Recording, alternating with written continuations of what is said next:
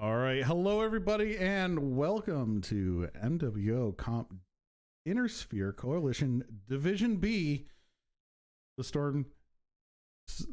Storm's Lost Legion versus Dawn Number 1 Comrade Collective. With me is Level. As I said before, His Eminence, Wrangler of Pugs, Thigh Potato Pope, the man himself, Level.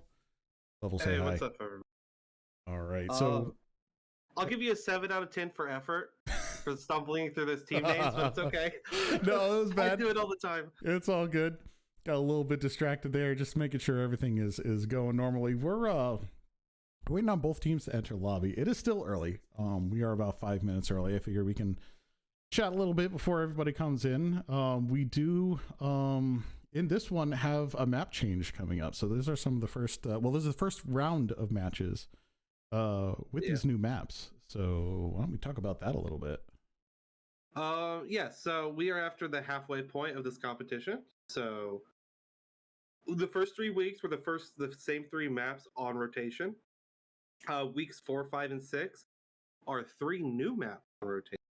What we got for the next few weeks coming up here in ISC is Alpine Peak, Viridian Bog, and Hellbore Outpost, the newest map to the MWO game.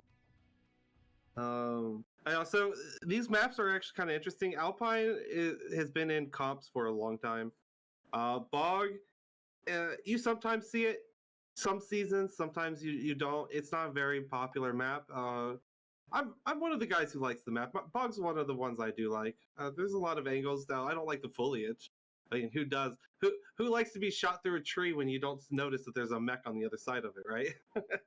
But with that said, Hellbore is going to be the interesting map to watch. A lot of these teams don't have a lot of playtime on it. Maybe they might have a couple dozen drops on the map in quick play, in comp, unless they're practicing it religiously. They probably don't really have many comp drops on it, even in a practice scenario.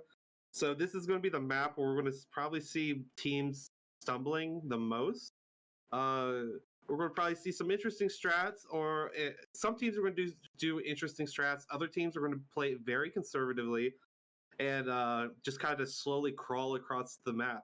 Just take their caps and just try to hold them for dear life, I think is what we're mainly going to see on that map.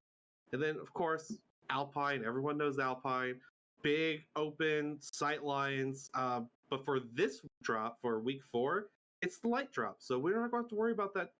Well, we might see some long-range shenanigans on the light drop, but I press X the doubt. You know what I mean? I don't know. It could be. I keep saying on the light drop, some folks are bringing heavier mechs on this. So I could see some folks trying it. Just a heads up, we seem to be having some sound issues, so I'm going to investigate that. We may need to restart the stream here if it doesn't clear up ahead of time. Yeah, we'll fix it. Probably the same issue that happened before. Something with my Streamlabs is fucking up a bit, but there's some things. Yeah, hopefully people heard everything I said. I don't have to repeat it. Yeah. I guess, we'll find out when the intro's done playing if they can hear us. Yep. So hopefully we're just sitting on our pins and needles. Meanwhile, we've got TSLL in the chat. Just waiting on D1CC. And we will be off to the races. Again, might be a delayed start because of that, but hey, maybe not. We're approaching the end of the video.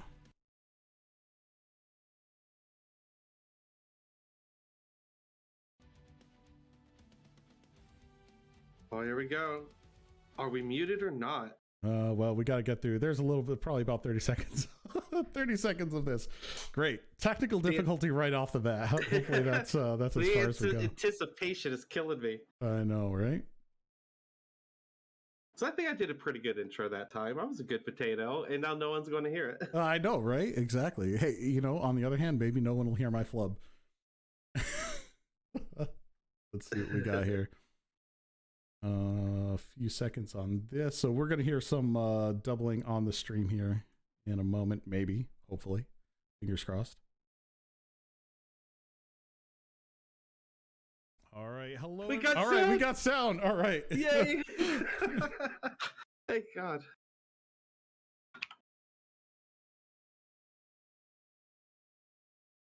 All right. Yeah. So I'm gonna go ahead and swap us over to the map room on this one. In case we want to mark it up. Here's that Alpine Peaks. If we want to draw some doodles while we're waiting. Oh yeah. Let's definitely do that. Everyone loves a good sloppy mouse doodle, right? They're the best. Yeah, so Alpine Peaks is interesting. It's a combat problem from Team 2, right? Ooh, actually, hang on. I got this. There we go. All right. This is one of those problems for Team 2. It's not exactly Mission a balanced map here. Team 1 with a definite advantage with sightlines over Kappa. Yeah, I agree with that. So Team 2 has a struggle on this map.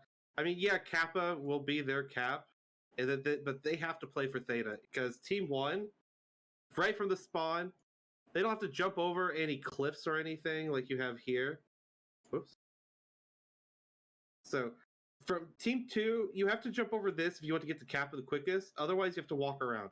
Team 1, they can just beeline, take Theta, and beeline to Epsies, and then beeline again to Theta. So, they with fast mechs, Team 1, they have the Overwatch over Kappa, and they can take their home cap super easy, and it's not easy to take it back if that was ever the case on this map. And then they have this nice wall here where they could stack on top of Theta. Like if they know the B team's rushing Theta, they could wait till the B team's down here, stack this wall, and then poke down on them if they wanted to. But yeah, I do feel with this configuration of cap points, that Team 1 is definitely the advantage. Yeah, that being said, Team 2 does have a couple avenues, right? Depending on what they want to do. I think the rush is probably maybe the necessary thing to do with Team 2, but if they want to go that trade, they can actually come up and around here and get shots on Kappa Theta. You got something with arms that can sit up here on India 9. Maybe some sort of a medium mech, just go perch up there with arms and lasers. We've seen some ER large Phoenix Hawks out there, can just sit there and deny Kappa and Theta ultimately from Team 1. That's true. My only problem, excuse me, my only problem with that is the amount of time it will take to get a mech like that up there.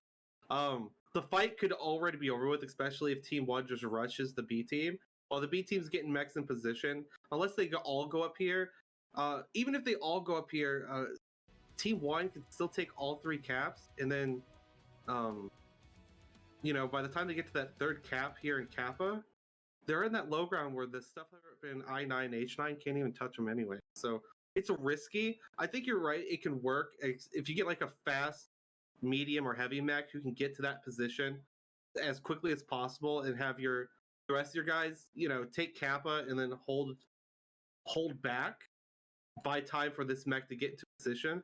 That could work. And then these guys would just have to kite the enemy as long as possible so this guy can get his damage off before they force the fight. Unless they all win H9.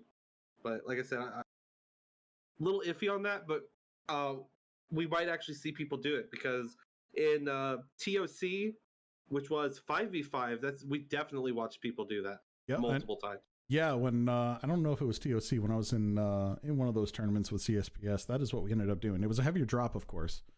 But we were able to use those hills to good effect both times. We were really confident on that one. So yeah, both teams are in now. I've started the timer. We are back on the lobby screen, by the way, level. But they can still see your doodles. It's all good. Yay. Yeah.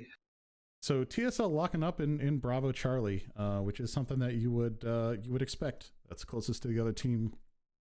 Probably a rush there, but we will see.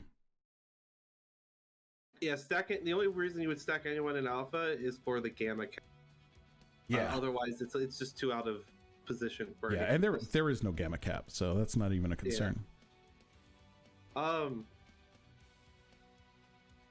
TSLL at the max tonnage 250. They started this tournament doing nothing but push decks.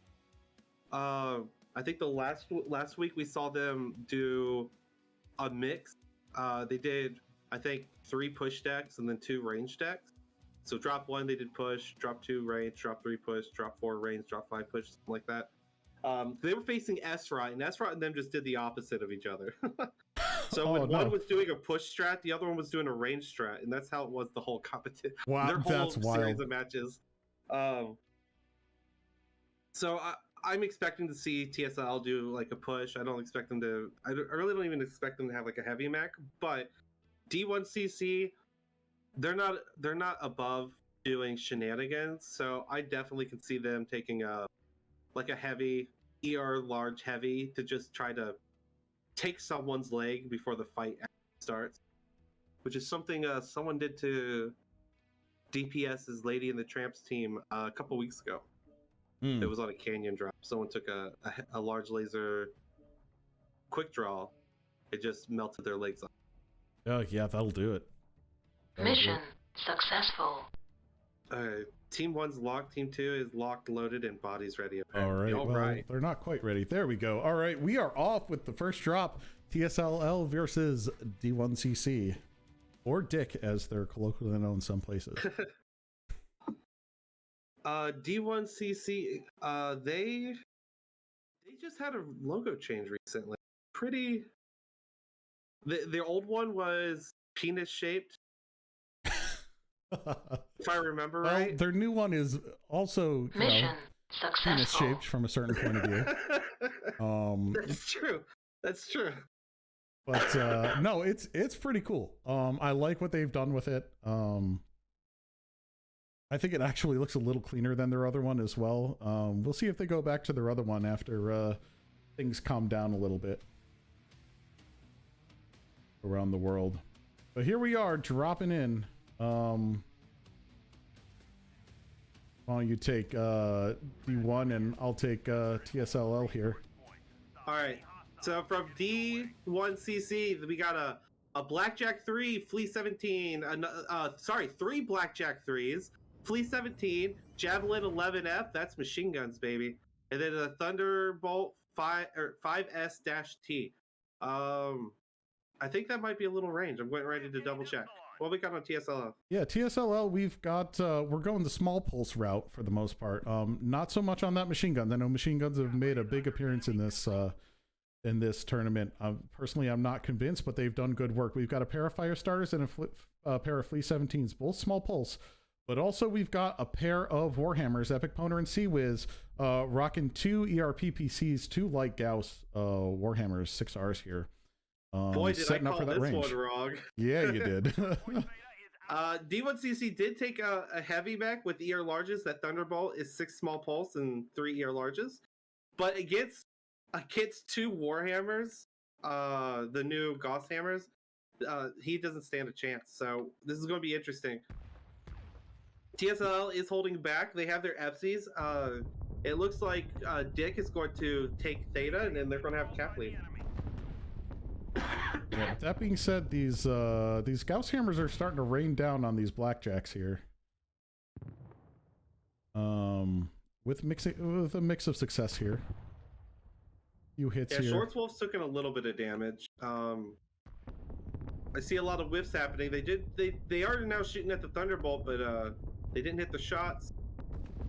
Flea's testing the flank here with the Javelin, with Dick's Flea and Javelin testing that left flank from TSLL. Yeah, TSLL got a good UAV up so that they've spouted them coming around that corner. So as you can see, they've definitely pulled back to receive. Yep. That being said, D1 not making the approach, not taking the bait on that, which is really for the best. Both teams playing it smart here. Absolutely. Playing the patience game. Jay in the Flea 17 is starting to make a move forward. Looks like his team's going to funnel in. Epic Poner is holding back, but Seawiz has come forward. Oh, wow. What happened there? The that went quick. That Flea was just straight CT. Look at that. No damage anywhere else. Straight CT. And there's the delete. That's going to change the equation here real strong. Yeah, those Fleas, what makes them powerful is their ability to to move. If they do not move, they're even squishier than a piranha. That's what happens. Yeah, for sure. Speed is armor. Let's see. On the other hand, D1 really holding on to Theta here. They're not really giving any ground. Jay-Z testing with the flea. That Thunderbolt taking some hits. Oh, wow. Blackjack down. Schwartz that's a headshot. Taken out. That's a headshot. Yeah, that's a headshot. Damn. Seawiz with a headshot. Yeah, these kills here. TSLL with the marksmanship this match really turning things around. Those Gauss peeps with that pinpoint are just deleting things. Orphanator is trying to get back into the fight. These guys are balled up against their little ball, but TSLL, they still have 6 mechs versus 4. This is not good. Yep. Oop, that sounded like a leg, maybe. Something exploded. Oh, Flamehorn is just being ripped apart. But he's able to pull back. And he's not all that beat up. His legs are rough. Fire Ant going in to try to close the kill, but this is a ballsy move by Fire Ant. And he makes it out relatively unscathed. Jay might get picked off here. Yeah, he just lost his leg, and I think Orphanator is going to finish him off. I don't know. He's behind that cover. I don't see D1 picking it through. Yep, D1's starting to melt here a bit. Not unexpected. Yeah, TSLL took the high ground, and D1CC, they're about to make like Anakin Skywalker. Yeah, hopefully with no younglings involved. But yeah, it's really looking like this one is in on TSLL. Yeah, this is a decisive win by TSLL here. And that's going to set them up really well in the momentum going forward. Honestly, didn't know which team would... You know, I didn't really have a favorite going into this. Didn't really know which one would be better. Which reminds me, I still haven't set up predictions. Fork goes down by Jay-Z. Yep. I thought the way Dick positioned at first, they took the 2 caps and they were ready to receive a push at first. I thought that they might actually pull this one out, forcing the Warhammers to close in and stuff. But their whole strat just started falling apart. First with Kawhi Kamira getting picked, standing still just a second too long, and then the Blackjack that got headshot. The second that happened, it was game over at that. Yeah, headshots are, I mean, not to put too fine a point of it, but they are particularly powerful in changing a match, because you've got a whole ass mech that was basically undamaged, holding its position. Now there's an instant gap, and teams, they smell blood when they get those headshots. Yep. Looking at the damage here, it's really, we got a couple of O-bombs there, Kawhi and Schwartz. Yeah, those ones down, no damage whatsoever here. And meanwhile, the rest of them trying to pick up Slap Flame, also coming in with a double D. Damage around TSLL is pretty uniform, all around 200, 250. Seawiz coming in with about 300. It shows in the damage there. All right, we are on to Bog at this point. Oh, and there's an incoming raid here from Tug Bobo, bringing in the Total Mech Warrior Friday crowd. Welcome, welcome. Nice. Mission successful. We're starting the clock Lady here. Wolf giving us some dad jokes in chat. Oh, awesome. That's always good. A lot of Mission chat happening here. I'm having a hard time successful. keeping up, so I'm and pressing buttons at the same time. All right, let's see here. Yep, we got Team 1. They are in with 5 minutes, and we should be looking at Mission Bog here. Why aren't we looking at Bog? I have not selected it yet. There it is. Haha, now we're looking at Bog. Who we got on Team 1 side? TSLL? Yep, TSLL on 1. So the caps are Epsi's Kappa Theta. These Epsis and Kappa are kind of out on their own in their own weird ways. Epsi's is just in Zimbabwe. Kappa is there's a few places where, like, if you needed to defend Kappa, you could on top of these. I call them islands. They're just like little plateaus all over the place, but it's like they remind me of islands, so I'm just gonna call them islands. On all these little islands, you could get mechs on top. Theta's the interesting cap. This is in the low ground, surrounded from two sides by high cliffs, and only semi-open to the south and to the east side of. So what we usually see on this map is we'll see like Team 2 go for these caps, and Team 1 also try to make a play for Theta, and then send someone to Epsies. So usually, a lot of times on the bog and Cobb, we see the fight in this area. These Fox 6, Echo 6 is where most fights seem to happen. Just because people fight over this cap quite often. The Epsies cap, not so much. Since it's out in the middle of the nowhere. I mean, either side could send a light mech and run around the border of the map to get there relatively safe. It's just a long trip, but there's a lot of cover to make the trip easy. Echo 5, of course, is that centerpiece that in quick play everyone fights around. So usually the fight is these three. Echo 5, Echo 6, Delta 5 is usually where 90% of the matches happen in quick play anyways. TSLL, TSLL is locked, by the way. Yep. They're either going to brawl rush straight towards Echo 5 or straight out towards Theta. Otherwise, they're going to do a trade. Otherwise, they might do a trade strat. But if they do a trade strat, I still expect them to put traders forward in the Echo 5 area, maybe even someone in Delta 5 for crossfire to secure over Kappa and Theta. Team 2 is Dick. Now, they're more of a wild card. They don't usually do one strat or another. They kind of mix it up every week. I still expect them to rush straight for Kappa and Theta.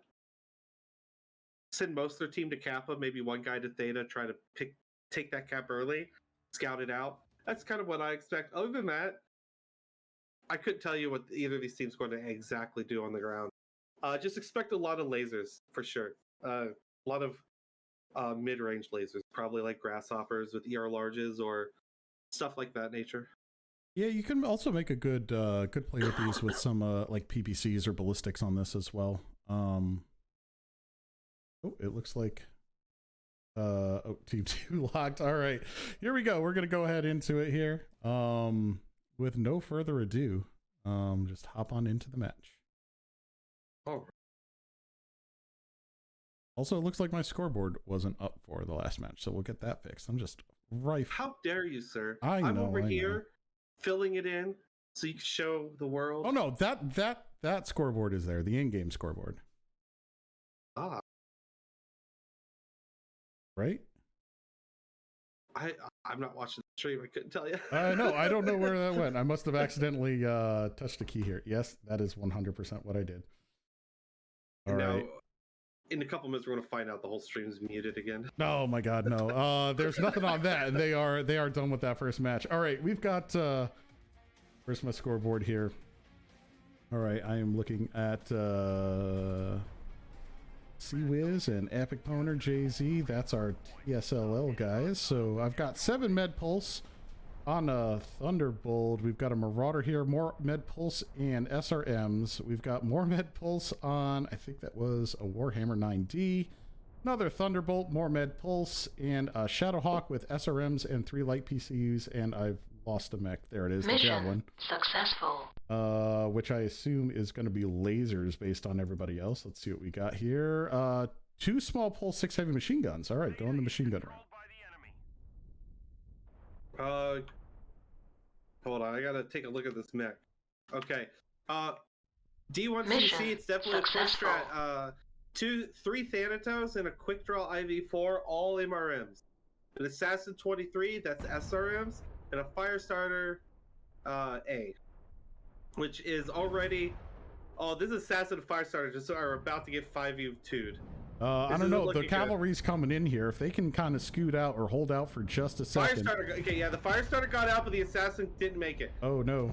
Now this is going to come down to can red focus fire. They have a lot of DPS with those MRNs, but not enough pinpoint damage, so they have to make sure they're all shooting the same guy and just laying out all the damage.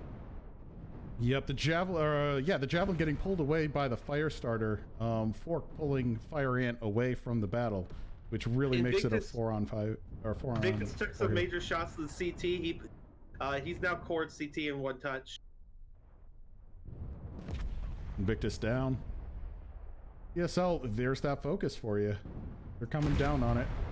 Yeah, TSLL so with really good focus fire. XL Thanatos, okay. They're taking these mechs down one at a time. Fork still out of the fight, being held off by Javelin. He's now getting back to the fight, but it's too late. It's already 5v2. Orphanator is about to get dunked by 3 mechs or 2 mechs. Sorry, because Jay and Sir Epic decided to fight the Firestarter. Oh, and he managed to get the oh, Marauder. Jay and Heavy down. Not going to be enough to turn the tide, but Mission successful. it is coming down here. Fork holding on. Is Fork legged? Yeah, Moving he's very legged. fast. Yeah, there it is. Another real decisive victory by TSLL. Again, we are waiting on the caps at the end of it. Just that real sort of push trap. Wait. Get in there. Did I just see that happen? Oh, Sir Epic Poner, you've been spotted. So he jumped down from the cliff. As soon as he hit the ground, his leg went. Oh, he legged himself. Yep. Yeah, he legged Mission himself. successful. Oh yeah, there it is. Oh, he is in otherwise relatively good shape too. Oh man, that's a way to go. So it looks like they, looking at their damage, it looks like Dick started shooting torsos with the MRMs, and then somewhere during that fight they shifted to legs because a lot of these guys are semi-damaged in the torsos, and I know they're focusing torsos at first, but looking at their legs are actually pretty damaged. This might have been closer than it looks with the 4 still alive, because all these mechs are, when it comes to legs, are about dead. Even the Javelin, both legs are cored open. Oh wow, yeah, I didn't looking at that green 77, I wouldn't have thought those legs were open, but yeah, that could have turned around pretty quick. Some XL mechs getting taken out though, making a big difference there as well. Let's see, let's get my stats up. Looking at some of the damage around here, this one going a little better than the other. We got a pair of double Ds, Heavy Money and Kawaii Chimera, or Chimera rather, one for each team there. And then the rest pulling about 200 damage each. Everyone pulling their weight except for Sea-Wiz and Epic Poner again coming in with the heavy damage, just like last match. Really throwing their weight around those two. Excellent, excellent. We'll hop in the lobby. We're going to change sides here. Team 1 is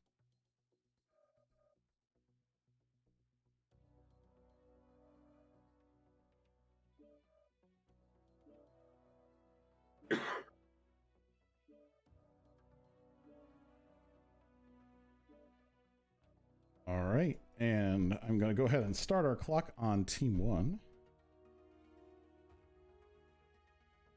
now with all those MRM mechs no longer in play. I don't think D1CC is going to try to do an MRM rush. They're not the first team to do it. Unfortunately, it doesn't seem to be working out in any of the divisions.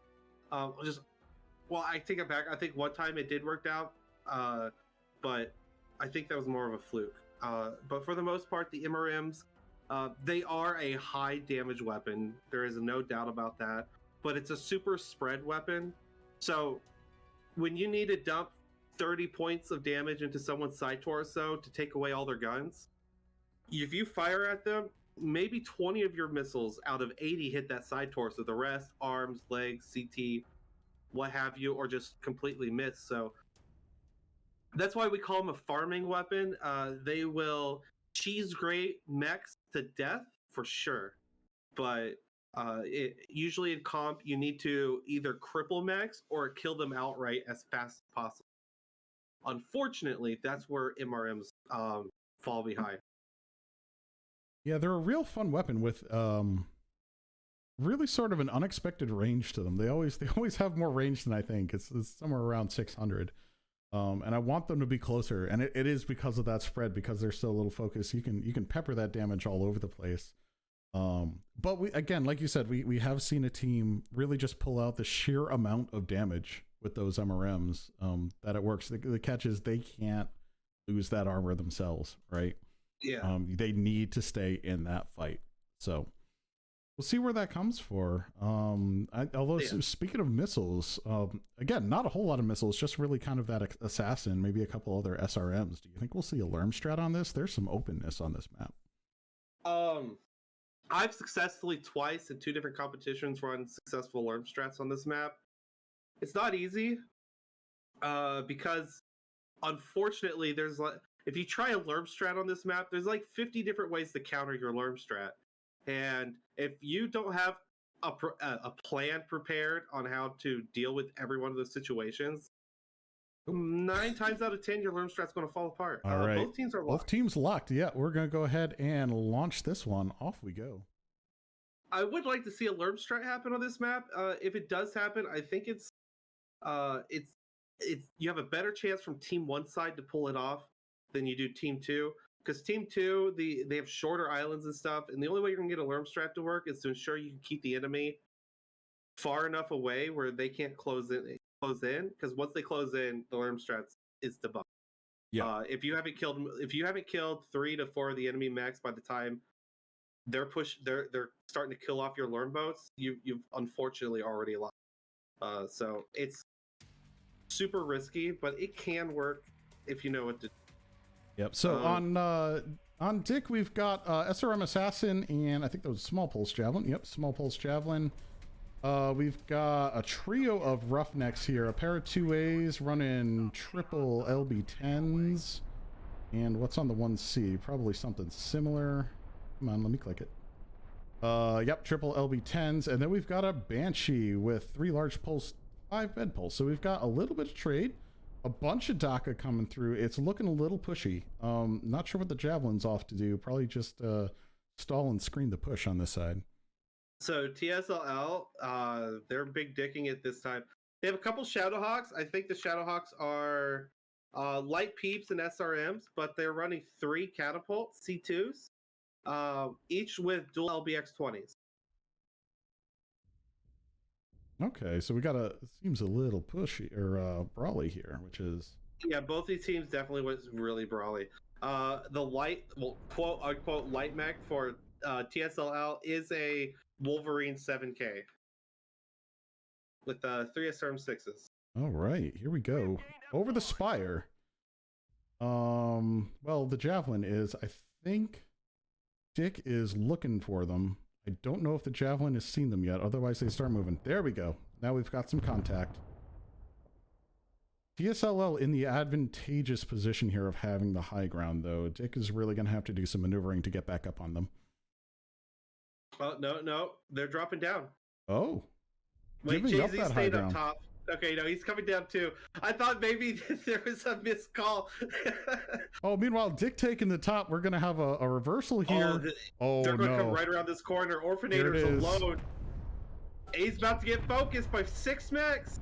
Oh, here we go. Can they hold? Royal Star taking some hits. It's pretty even. Sea-Wiz also taking some hits. These catapults showing their fragility. D1CC is backing up. The problem with the way they're backing up, only 1 mech at the front is being focused. D-Wiz goes down. Shortswolf is about to go down to that Roughneck. He's holding on. All 3 directions. He is holding on. TSL losing a little focus here. Schwarzwolf, Invictus, there it goes. Does go down. D1CC with some focus fire can still pull this around. Orphanair did not see the Shadowhawk in his back, who just finished him off. All that's left is a Javelin and Assassin on D1CC. So at first they were receiving this really well. This assassin's just going to dance in the middle of him. Can he pick off the Wolverine before he dies? I don't know if he can. Oh, well, no, there goes the leg. Yep, and that's going to be it there. The Javelin still dumping some damage in here. I bet you some Fork is going to... Come on, can I click on Fork? No. Fork might have some damage here, and it looks like he's going to be free to left leg is open on Fork. Okay, thank you for getting that for me. Yeah, he might get Griffin here. Yeah, can he kite it? Oh no, he's surrounded now. Stuck around for a little too much. A little too much. Oh yeah, if he's stuck around too long.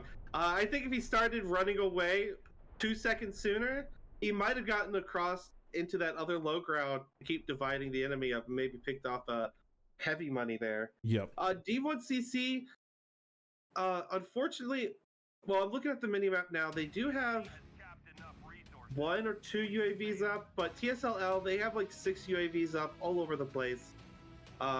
Information is king. D1CC obviously did not see that push coming around that corner until it was too late. And as mechs backed off, other mechs kept pushing forward to get their shots off.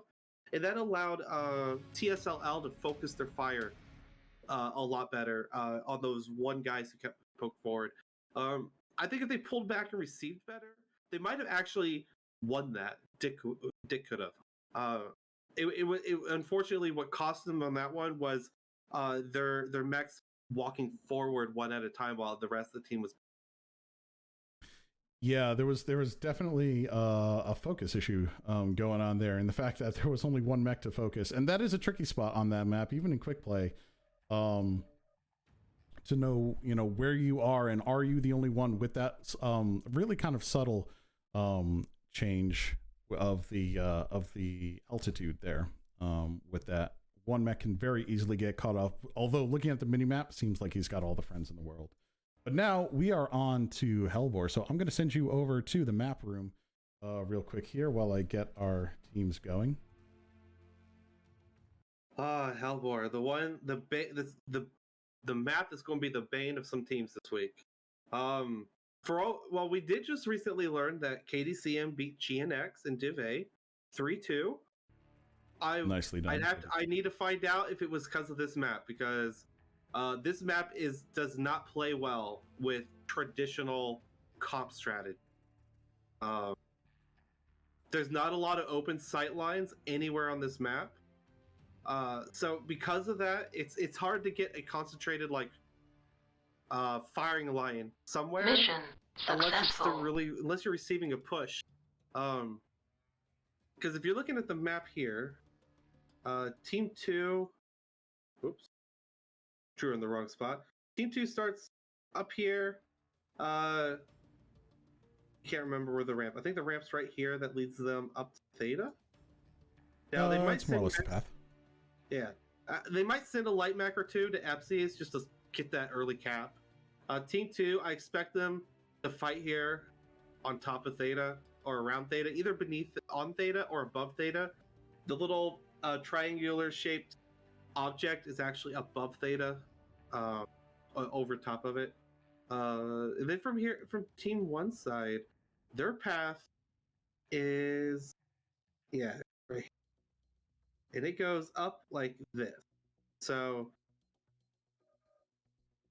actually, Team 2 might have a fast Theta. I'd have to time it. Team 1 can also send a light mech here to Epsies like that, or we've seen it before. Mechs trying to play to Sigma. Maybe a single light mech from each side might just get the Sigma on their side, just to let the enemy know that they don't have map control. Little howdy to do. But I still think most of the fight is going to happen in this area. I think Brawl is going to be real big here. Mid-range in Brawl, I don't really see long range being effective. There's not really a lot of places long range can trade at, keep their opponents at those ranges they want to trade. So I expect most of the fights to quickly go to that 500 meter or less range. So there are some, I will say there are some sight lines here for a sort of mid to long, but you are correct in that, mostly mid to Brawl is really going to be the range here. Mid is really the spot. There's a couple spots around here where you got some good sight lines on Theta and across sort of to Delta 4. And likewise up here, you've got some sight lines down. That would be where you would want your long range sort of trader stationary folks, but it is entirely too stationary, I think, for such a complex map where there's just so many different areas to come from.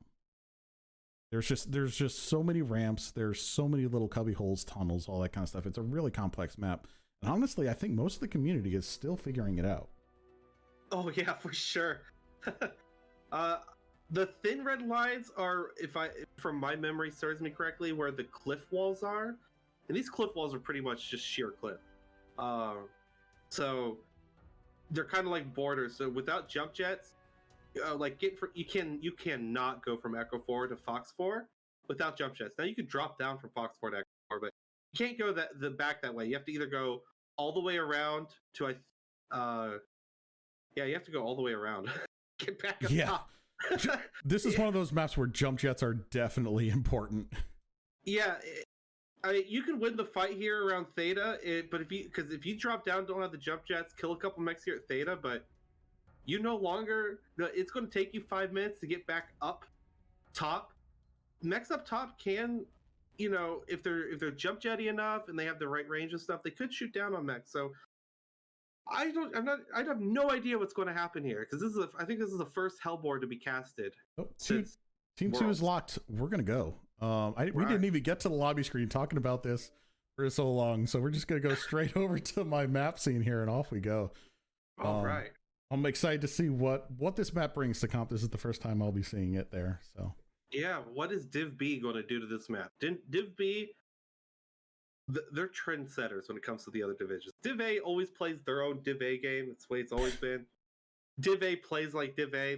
We all know that. But Div B and below is where magic happens, where people come up with strats and ideas that people who aren't half robot can actually pull off.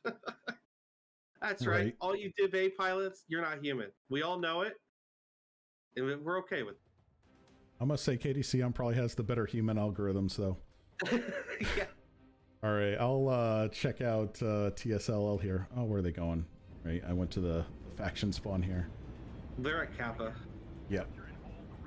So yeah, TSLL, I'm looking at a Cyclops 10Q, AC-20s and SRMs with a... Wait, that was the... All right, AC-20 SRMs is the Victor. I thought that looked a little weird. But we do have the 10Q with SRMs, 3 Victors, all the same there. We got the Phoenix Hawk Small Pulse and Mask, and a Blackjack with 3 Med Pulse and 6 Heavy Machine Guns. So TSLL, go and brawl. All right, so D1CC go and brawl too. They have 3 SPL Phoenix Hawks that are rushing to Epsies right now, and waddling behind them are 3 Nightstar 9Ss. Now, if you're not aware of what those are, that's the dual UAC 20 HSL Nightstar. So these guys are ready to party. I'm a little worried that they're taking the Nightstars straight to Epsies, because there's not really a direct path from Epsies up to Theta without going to your opponent's half of the map. That being said, the opponent pretty much, well, not quite giving up their half of the map, but they are all grouped together with that brawl. Dick just kind of looking around for them, trying to spot them. Looks like Fork may or may not get a spot here. TSLL staying low. Yeah, well, TSLL is doing what we thought, which is they waddled up their path to Theta, the high ground, while Dick, they took the low ground. So I think once TSLL takes Theta, they're going to well, I don't know if they'll send someone on Theta. At this point, it actually doesn't look like they will. It looks like they're just going to completely bypass Theta. They're not sending anyone to Theta. They're just completely ignoring the caps. Which they have done for pretty much the past 3 maps. Well, actually, I guess kind of with exception of Alpine. They seem much more focused on the kill, which, given that they are pushing, is a good thing. Don't give it away until you need to. That being said, speaking of not giving it away, those Nightstars, bet on the other end of those, and ouch. Yeah, if they don't jam, they're a wrecking ball for sure. It looks like they are going to come up here to the low ground of Theta, because that's the pathing they're currently taking. I take that back. They are bypassing that. They are going all the way to the enemy team spawn to get up their ramp. Yeah, here we go. But those Phoenix Hawks will have some shots here. They're going to spot the brawl. Maybe? Fork, take a look. Come on, buddy. Fork. This is your moment. I know. Spot that. Spot it, Fork. Fork, they're right there. I don't think. No, they don't know. Schwartz and Orphanator being like, did they go Sigma? Where the hell are they? Dick, no idea where TSLL is. On the other hand, TSLL, no idea where Dick is, which is a funny sentence to say. I do mean no offense to anybody. Oh my God. Oh, here we go. Here we go. So funny. Oh yeah. All right. Someone spotted somebody. All right. Shooting those. Oh, they shouldn't have shot those React 20s at that They're range. a little They out of didn't do range. any damage, and they gave away their position. They could have gotten close and deleted. Oh, but here come the Phoenix Hawks. That may have been intentional. Phoenix Hawk coming in for the back shots. Oh, those Phoenix Hawks need to pick off a mech or two now. Yeah, they're going to go for Sea-Wiz here, it looks like. Invictus, dangerous. he's being the one focused. Kawhi in a weird spot. He has two mechs in front of him. He can't shoot around him. Jay-Z piling him in the back. Invictus does go down. Psychomatic he's the last of the NSRs left. 5v3. Oh, wow. This is dropping real so fast. All right, they got Sea-Wiz. Phoenix Hawks can go cap at this point if they really want to, but they're just gonna stick around and tangle. Yes, the Phoenix Hawks do have the speed. If as soon as their Night Stars were dying faster than they could pick off a mech, they might have wanted to switch to a cap strat, as you mentioned. Send one over to Sigma, have one take Theta back. Yeah, and honestly, pair them up, because if the only thing that can really, well, I guess they got the Blackjack there too, but those Phoenix Hawk could take on either of their cappers 2-on-1 if they made them split. Yeah. So let's see, we're just waiting on Schwartzwolf. Schwartzwolf taking his time and dying here. Will he be able to get a kill? That damage. Oh, there it goes. All right, we're looking at another TSLL victory. Yeah, 4-0 so far, TSL's favor. Now, D1CC, let's hope they come back and pull out a win at the very end. Yeah, 4-1s are always good. 5-0s are exciting. But it's always good to see teams sort of evenly hitting their strategies together. Yeah. But this map, again, it was always the mystery. TSLL going sort of that tried and true push with D1CC, more of a hybrid with those three Phoenix Hawks there. If they had gone full brawl, that full heavy brawl, we could have seen something a little different. Yeah, 95 tons for 2 UAC 20s, like we mentioned, it could be a wrecking ball for sure. But TSLL definitely this drop brought more guns overall and more armor overall. Yeah, and looking at Poner here with the Victor, 752 damage. Almost double everybody else. Jay-Z and McGraw breaking out of that. I guess we got a couple. We've got Psycho and Fork also hitting 300 on that. But man, the damage numbers are really telling a story here as well. I'll hop on over to our scoreboard here while I hop out just to take a look at that. What we're looking at, especially with some of that team damage. Wow, there's a significant amount of team damage going on here too. 53 points from McGraw, Epic Poner with 44. Yeah. Orphanator with 70 points of team damage. Wow, just spreading it all around. All around. Hold on. Did you say Orphanator with 70 points of team damage? Yeah. He was in a Phoenix Hawk. Like, if it was a Night Star, I'd be like, okay, he backshot his teammates. But he was in a Phoenix. How did he do 70 team damage in a Phoenix Hawk? I don't know. Hang on. Let's go back to that scoreboard real quick. Let me make sure. Yeah, Orphanator in the Phoenix Hawk doing 70 team damage. Yeah. Oh, that's maybe there was a strike. Maybe he dropped a strike in the middle of everyone. I don't remember seeing a strike. He must have just saw when his teammates gave him the middle finger and just out. Maybe. Got confused of which Phoenix Hawk he was shooting at. I don't know. But yeah. Wild. All right, so yeah, we are switching sides here. Will TSL bring the brawl yet again? Will Dick bring it? That's the other thing. Dick bringing a slower brawl than TSLL. TSL walking all around that map, while Dick was still in that low ground by Epsi. Did we swap teams? We did swap teams. Yep. All right. Make sure you swap the. Yeah. They're back to. There we go. Excellent. All right, TSLL swapping someone out. Let's see who comes in. I totally missed who came in. I think it was Heavy Money.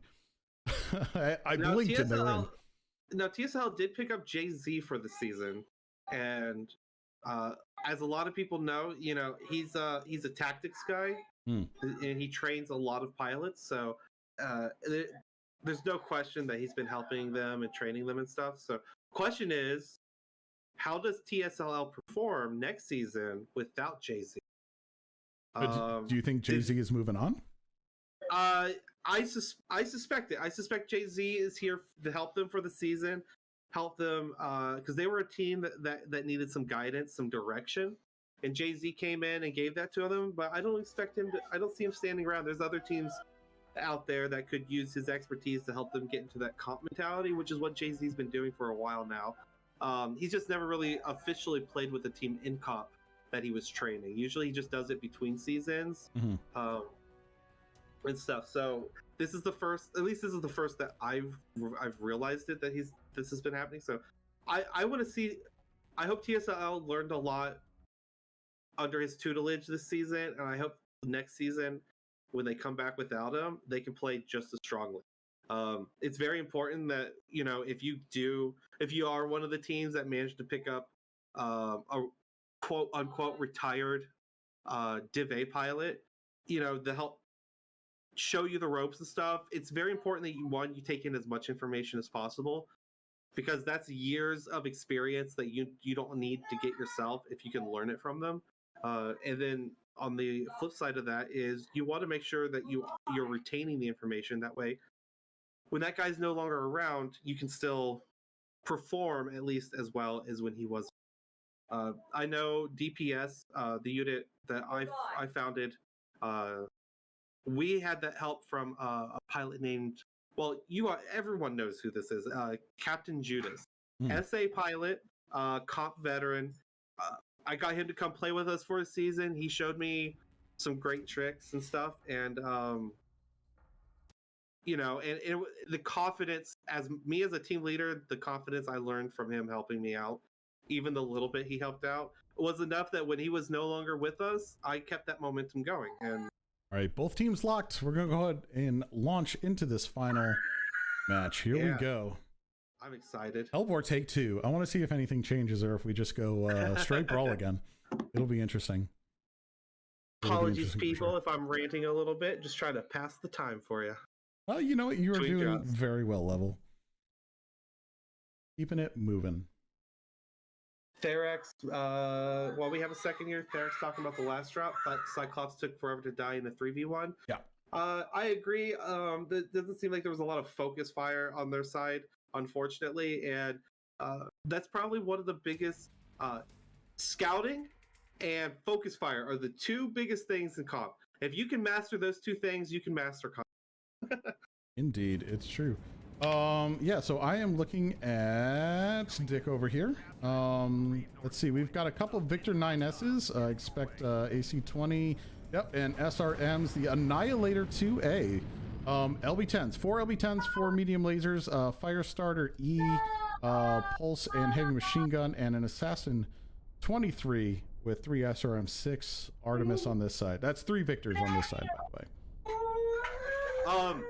On the other side, we have 3 Stalkers, a Cyclops, Javelin, and a Phoenix Hawk. Those Stalkers are all 7Ds. Uh-oh, we have a Kappa Cap. That's mid-range laser vomit.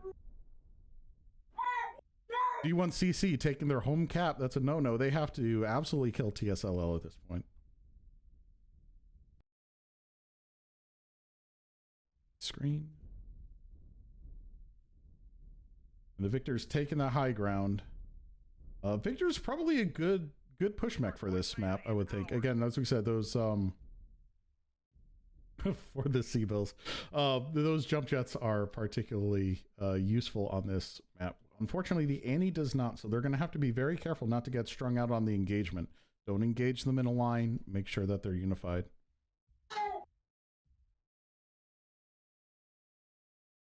All right, TSLL, with their mid-range, they're just playing it back. Yeah, Javelin and Phoenix Hawk over here. Looks like they may have some contact with the Assassin. I think they've seen it. And a lot of time looking at it, but no one took a shot. I think range a factor there. But choosing not to engage, I don't think they've seen enough.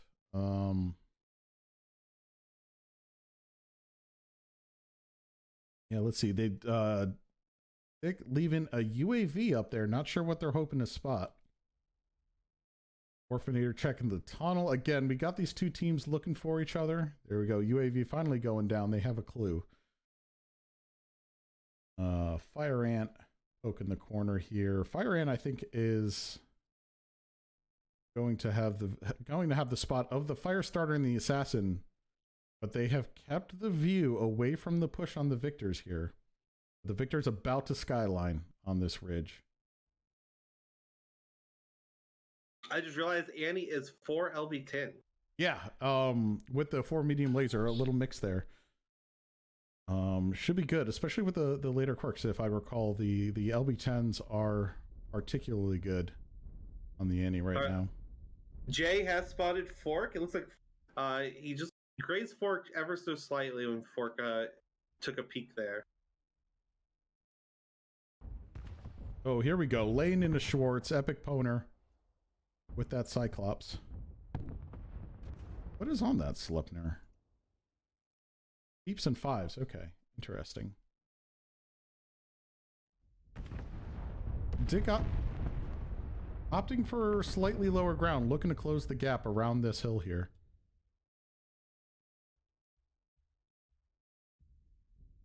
With Invictus and Psychomatic having taken a significant amount of damage at this point, they are hemorrhaging armor that they really can't afford against this team.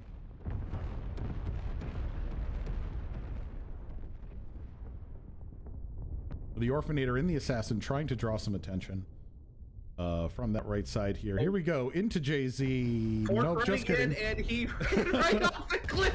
Oh no, Psycho goes down. Invictus charging ahead without a team, also catching all of the fire of Sea-Wiz, Royal, JZ, Heavy Money, and Poet. And the Annie stuck in the back, just getting critted out by the Javelin. It is not good for D1CC right now. Yeah, the slow push with the Annie, the Victors could have made it. That slow push, the Annie happened to slow them up. I think really cost them some momentum there. That's another thing. If you notice, all of the Big Macs on TSLL side, they're all roughly the same speed. They're all probably going high 50s, which is important. If your plan is to keep your group together, you want them going the same speed. Otherwise, they will just naturally start drifting apart as everyone presses W. Yeah, it's been a hard bunch of matches for D1. Hopefully they can come back in the next week. Maybe take some away. And again, these Hellbore matches especially, they're tough. No one really knows what's going to come out of these at this point. There is no standard strat because the map is so new. But yeah, seeing TSLL under Jay-Z's tutelage performing very well for this match.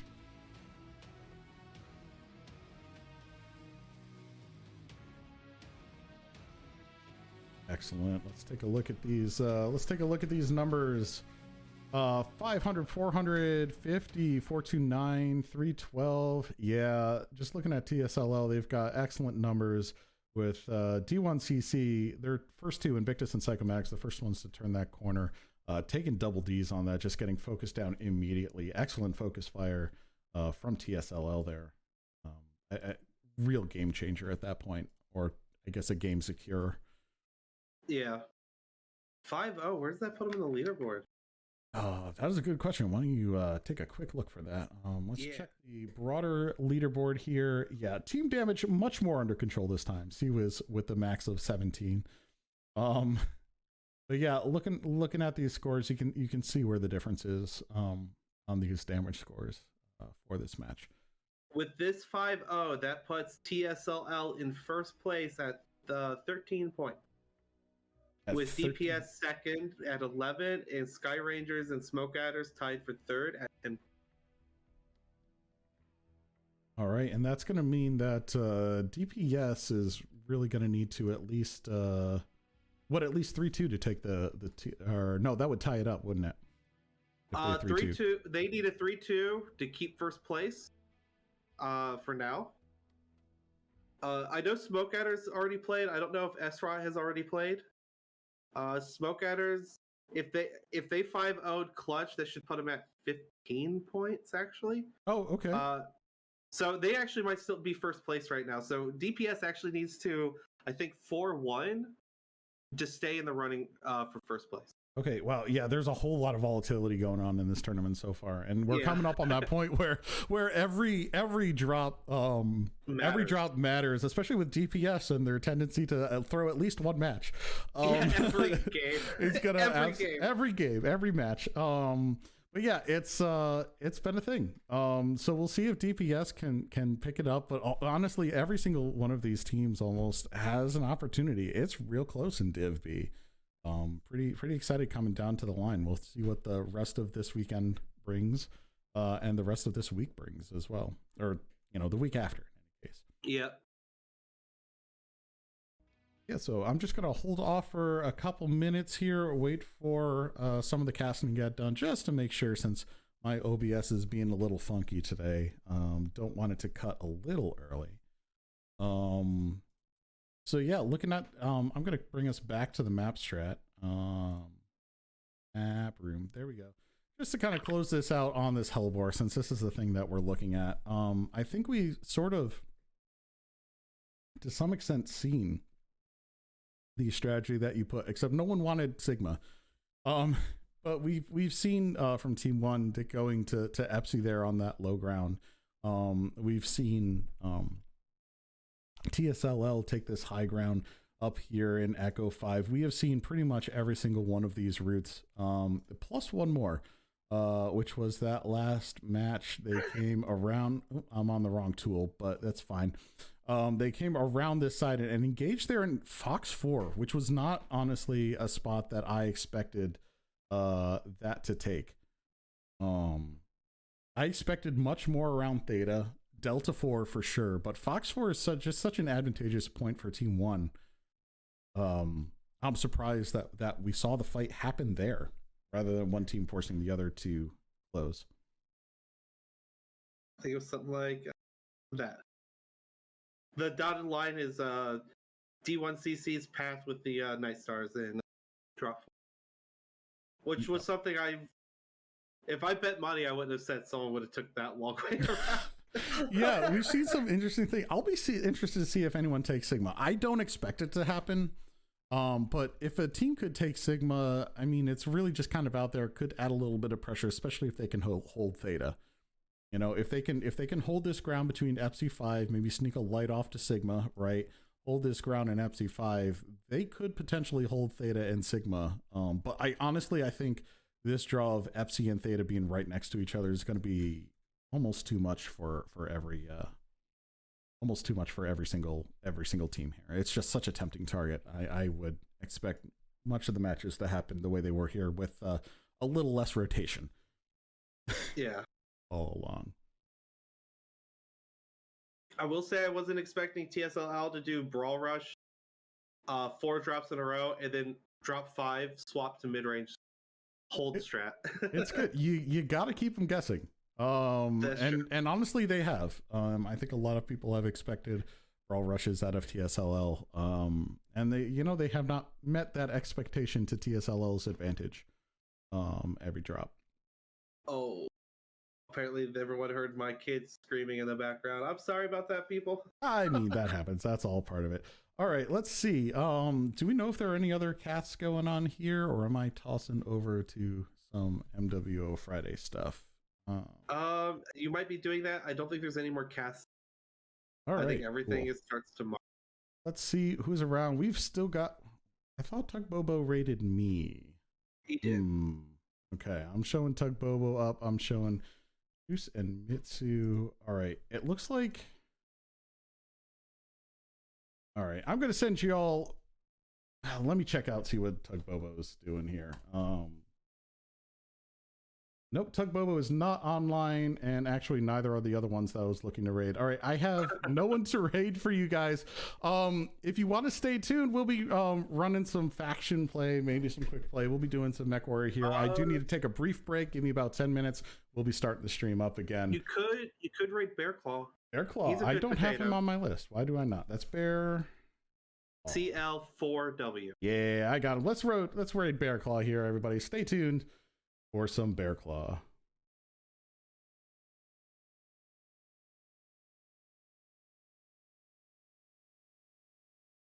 All right, looks like SA had a 5-0 yesterday. Yeah, so SA should be